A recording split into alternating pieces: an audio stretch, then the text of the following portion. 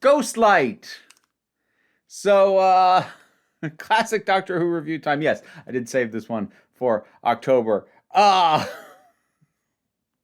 This this is actually a really interesting one to talk about because I can basically sum up all its problems with one sentence.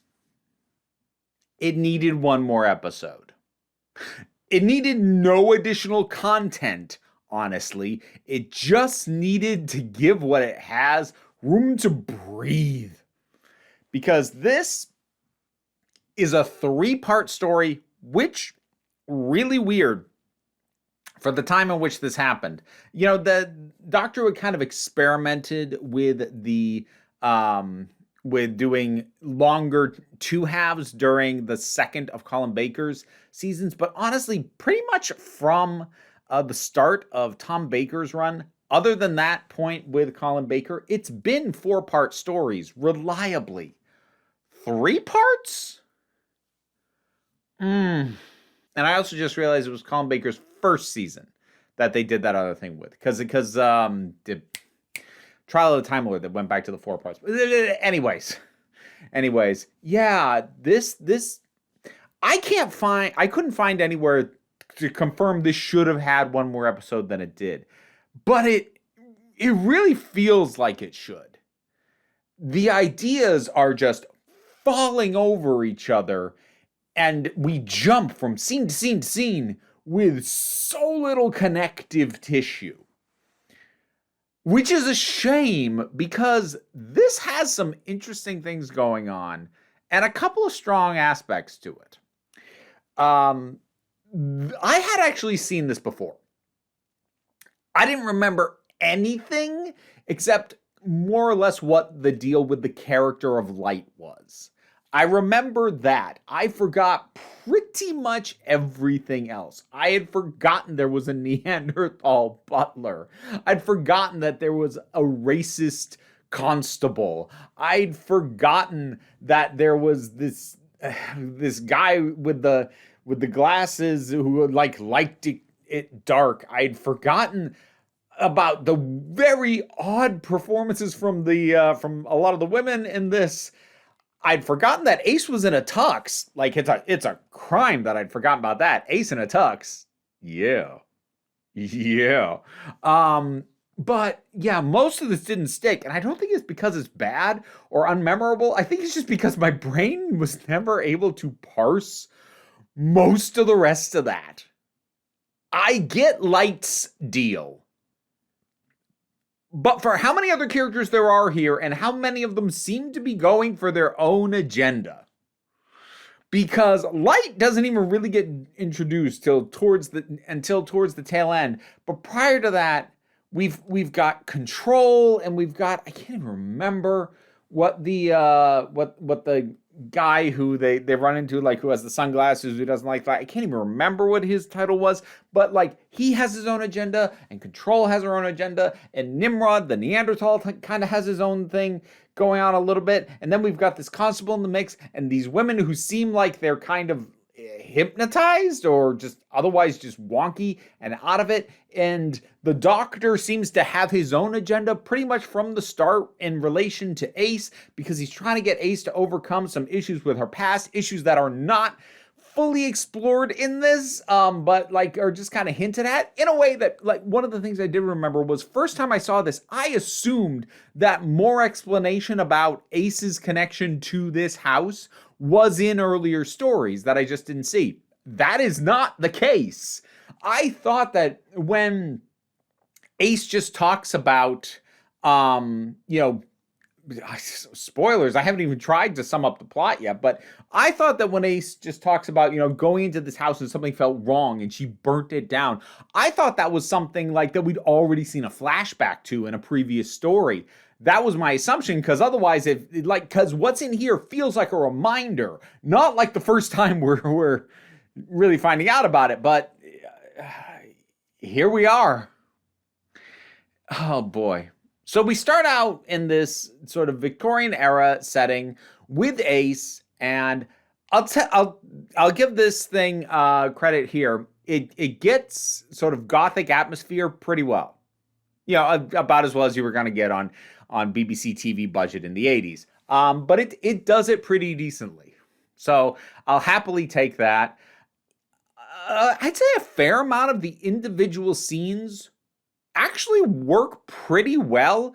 The main thing is that there was just no time to let anything that you learned have some breathing room so you could really absorb it and really think about the full implications of it before it got to the next thing that it needed to tell you. Like I said, it's connective tissue and breathing room that this is missing. And like this story has been compacted down, or it certainly feels like it has. And you really, if you could just stretch it out a little so it could slow down, this could have really been something.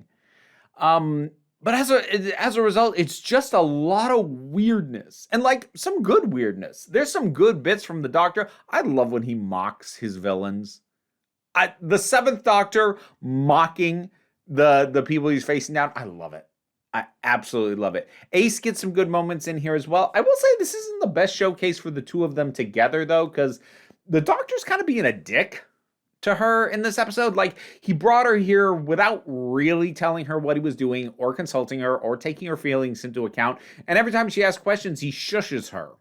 And I mean, I get why for where we go by the end of this, but it does feel off. It honestly, it feels like a dynamic between them that would have worked better earlier in their relationship.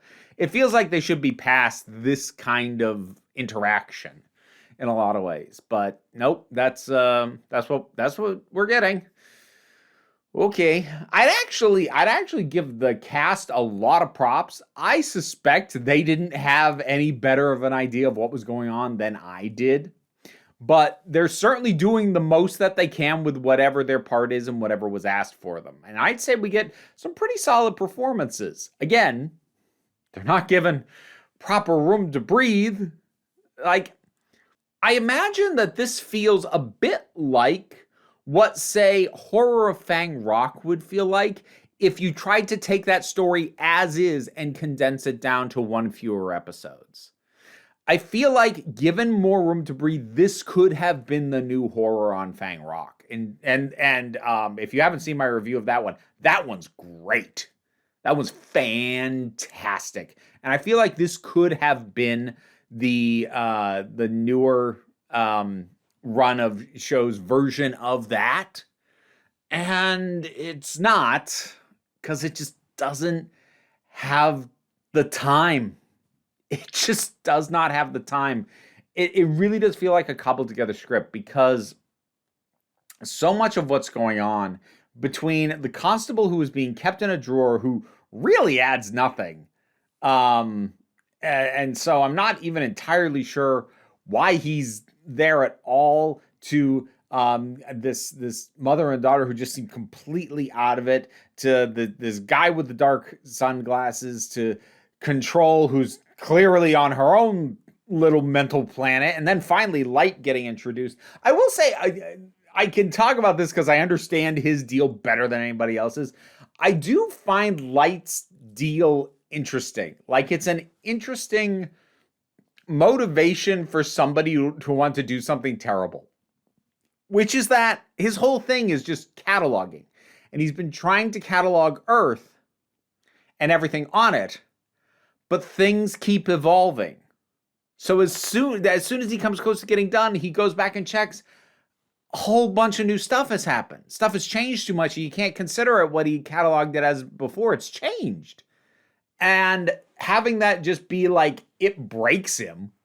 The fact that Earth won't stop changing breaks him, which kind of implies, well, it implies a couple things. It implies that his species doesn't really evolve or change. It also implies, if at the very least, that the speed with which evolution happens on Earth is, if not unique, exceptional. Because in theory, he should have been prepped for something like this to happen, but he's just so confounded by it, which makes Earth atypical in a way that actually works for me. Because so often, like, oh, in and Earth and or humanity is unique in this special way tends to annoy me. This just being like, well, Earth is like this and it's worse here than everywhere else, and boy, it pisses me off. That I kind of like.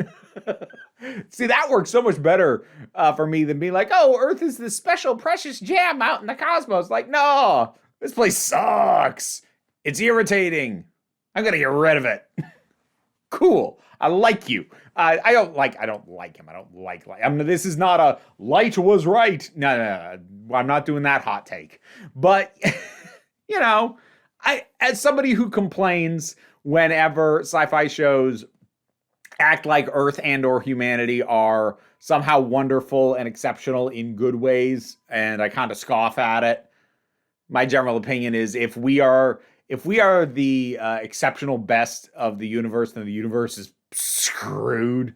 So I just realized I'm Taylor from the original Planet of the Apes. I just have to believe that somewhere out there has to be something better than man. I am Taylor at the beginning of the original Planet of the Apes. Oh, dang.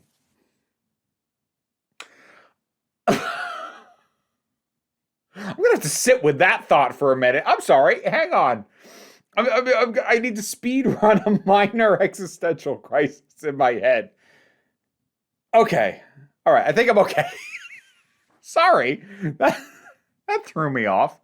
But yeah, this is a story that I can look at and go, this really could have been something, and it wouldn't have taken that. It just would have taken more time.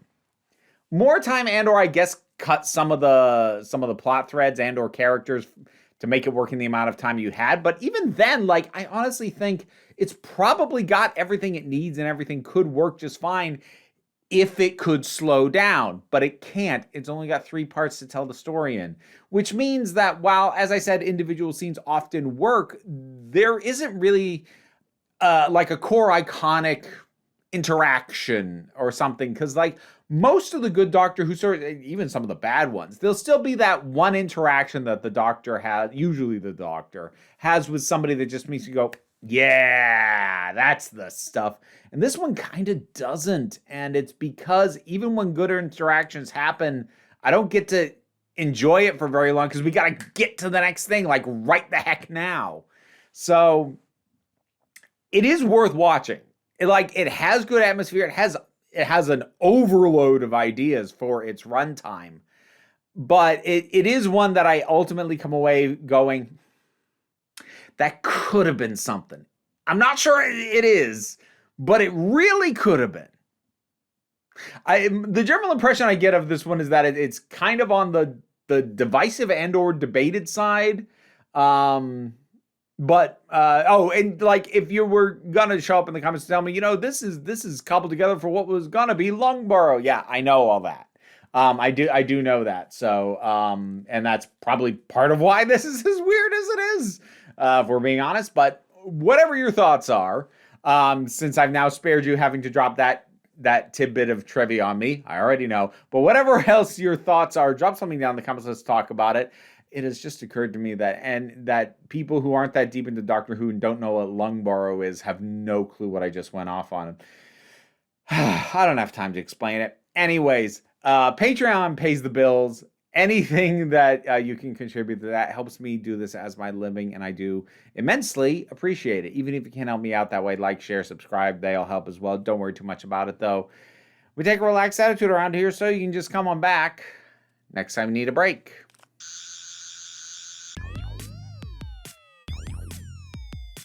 And now to give thanks to my highest supporting patrons: Robin Moore, Zubin Lutfula, Goddess Elida, Welsh Wrestling Geeks, Oliver B., Melissa Pedersen, Movie Turtle, Ulrich Bogdan, Loki Eris, Melinda Walters, Auntie Kate 808, Becky Sparks, Bernabi Lex the Poodle, Tracy Scrabbit, Angry Kasparov, Dave Hall, Quite Bearish, Rosalind Bennett, Adam R.D.L. Taylor, Pau Baraba Jago, Mira G, and Sir Didymus is my favorite. I don't know, it feels right that it's October the first time you're seeing all 3 of these at the same time.